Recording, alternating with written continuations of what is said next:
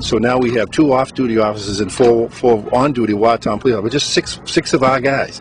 Watertown, Massachusetts, on this side street in Watertown, and we're in a gunfight, a serious gunfight. Rounds are going, and then all of a sudden they see something being thrown at them, and there's a huge explosion. I'm told it's exactly the same type of explosion that we've seen that happened at the Boston Marathon. The pressure cooker lid was found embedded in a car down the street, so you can imagine, you know, 6 of my police officers, and to see that and still being shot at, bombs being done, I can't be proud of what they did down there. My heart goes out to the MIT police officer and his family. It's very sad, and I don't understand why I'm not at a funeral for one of my officers today. How heroic job they did to protect themselves, protect this community, and bring those guys to justice is just incredible.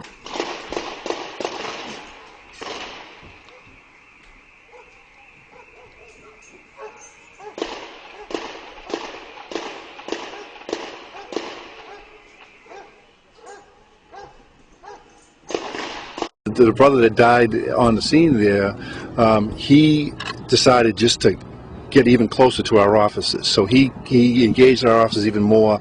At the end, there was between 5 and 10 feet, on my understanding, is between one of our officers and him, shooting back and forth at each other. And then, thank God, the bad guy ran out of ammunition. We were able to tackle him, put him down on the ground, and 3 of my officers were starting to handcuff him.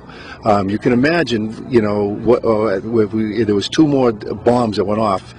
The big one and then the 2 hand grenades went off in this time. Well, no, this is up until that point. So you can imagine these guys out in the street, the concerns they have, and just trying to focus on the job they're doing. And then all of a sudden, one guy was. No, I don't know. I don't know. What we have is I have 3 of my officers handcuffing him in the middle of the street with the tunnel vision, I'm sure. And all of a sudden, somebody else get out of the way, and they look up, and here comes the black SUV that's been hijacked right at them. They dove out of the way in the last second, and he ran over his brother, dragged him down the street, and then fled.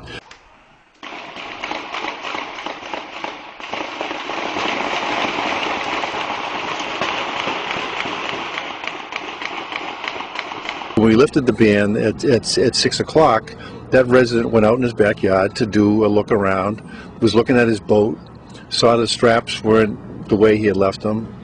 He thought, geez, it's been windy out, I'll just tighten the straps, and it still didn't seem right, but he didn't have anything else to think about. He looked at the boat, saw a little bit of blood, still didn't really know what he had, or think that, okay, the terrorist is maybe in my boat. But then he looked in further, and he could see somebody huddled in the corner. You know, he saw a little bit more blood. So he immediately went into the house, called us 911, exactly what we wanted him to do, and a number of agencies responded down there.